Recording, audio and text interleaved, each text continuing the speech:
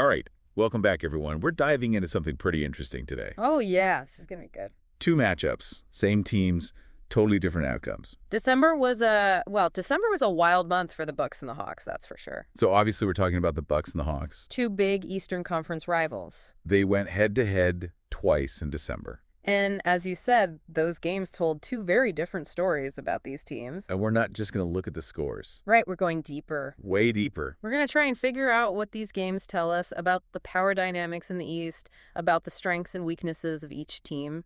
And maybe even get a glimpse of where they're headed this season. And maybe even beyond. So let's rewind back to December 4th, Game 1. Right, Game 1. The Hawks had home court advantage at Fiserv Forum. Their home turf. And they completely dominated the Bucks. Dominated is an understatement. They crushed them. 119 to 104. Not even close. No, not even close. What stood out to you in that game?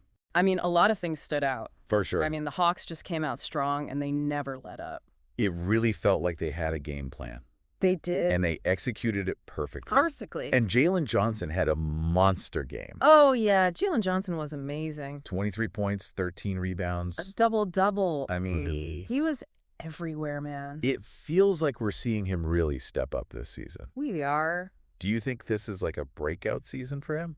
It could be. Yeah. I mean, it's early, but, It's early. you know, those 13 rebounds, they were huge, right? Yeah. The Bucks usually dominate the boards. Totally. They're a very physical team. Super physical. Giannis, I mean, See, he's a beast on the boards. But Johnson really disrupted their rhythm. He was all over the place. He was, and if he can play like that consistently, it changes everything for the Hawks. It does. I mean, they become a completely different team.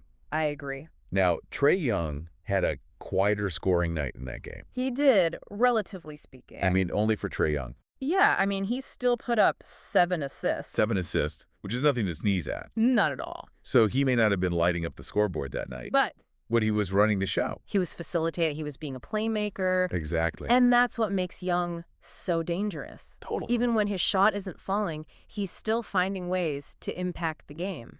He is. And the Bucks clearly had a defensive strategy focused on him. Oh, yeah. They were all over him. But he still found ways to impact the game. He's tough to stop, man. He is. He is. But on the Bucks side, Giannis still put up 31 points. Yeah, Giannis is Giannis. He is. You can't really stop Giannis. It's just that the Hawks were just too much that night. Right. It was like he was trying to swim upstream against a raging current. That's a good way to put it. You know, one guy can only do so much. Exactly. And I think that game, you know, the Hawks' dominance in fast break points and points in the paint really tells the story. Yeah, the stats don't lie. They were just more aggressive. They were pushing the pace. They were getting easy baskets inside.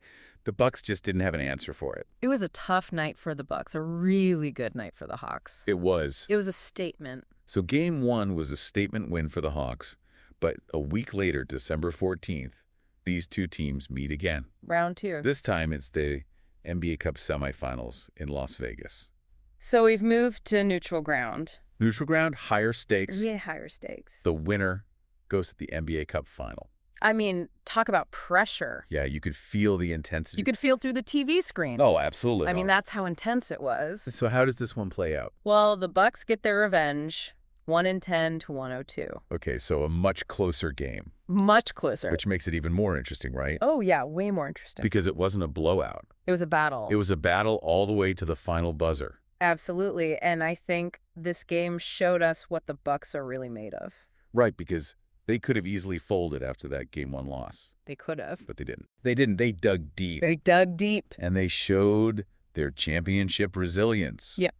That's what champions do, right? They bounced back. They bounce back. Exactly. And Giannis was unbelievable. He was amazing. 30 points, 12 rebounds, 9 assists. Almost a triple-double. He was so close. Yeah, I mean, he was just like a one-man wrecking crew out there. He was unstoppable. And what's really interesting about this game, and this is what I love about Giannis, Yeah. is how he facilitated the offense in this game. He was passing the ball. He was getting his teammates involved. Exactly. He wasn't just trying to score every single time. Right. He was making the right play. And it worked. It absolutely worked because Damian Lillard also had a great game. Right. 25 points from Lillard. They really needed that extra firepower to counter Trae Young, who was on fire for the Hawks. Yeah. Trae Young was not going down without a fight. No, he was not. 35 points and 10 assists for Young. I mean, that's incredible, right? But But it wasn't enough. It wasn't enough. The Bucks defense, they stepped up in the fourth quarter. they tightened things up. They forced some turnovers. That's ultimately what won them the game. Exactly. They showed their experience. Championship pedigree. Right. And that's what it takes to win these kinds of games. You know, when the pressure is on,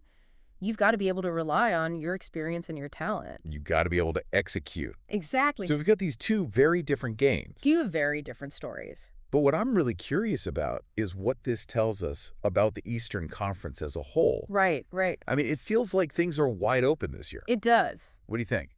I think these two games are like a perfect example of the competitive landscape in the East. Oh, interesting. Because on the one hand, the Bucks are still the team to beat. They're defending champs. They made it to the NBA Cup final. Right, they're a serious contender. Right.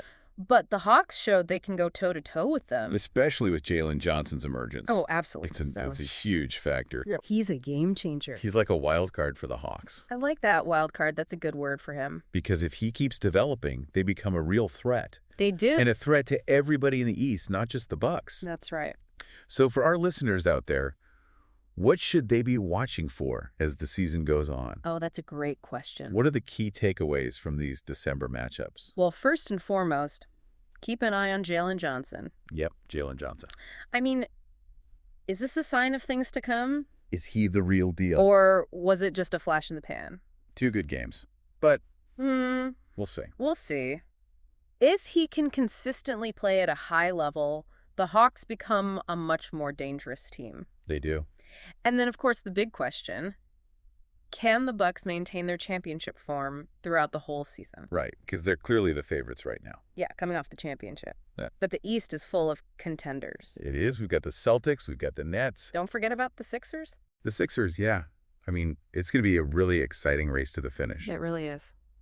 So these December games, they were just a preview. Just a taste. The real story is still unfolding. Oh, yeah, we're just getting started. And I know I'll be watching closely. Me too, me too. And for everyone listening, you should be too. Yeah, pay attention to these matchups, these players. This is where the excitement is. This is where the drama unfolds. These games matter, and they give us a glimpse of what might be to come. And who knows what the future holds, but it's going to be fun to watch. It is. So stay tuned. We'll be back with another deep dive soon. Until then. See ya. See ya. Today is your lucky day. Today is the day that our $3 website works for you, paying you directly to your PayPal daily. Imagine $3 ongoing continuous payments to your PayPal account. Imagine falling asleep and waking up to $300 in your PayPal account. How would this make you feel? How could this help you? What bills could you pay? What kind of fun could you have? What does that retirement look like now? All for a one-time payment of $3. This website is DFY done for you, fully built and completely hosted, and never stops collecting payments for you. You have spent $3 on coffee on a regular, but that coffee won't help you create multiple streams of income. Click the link below.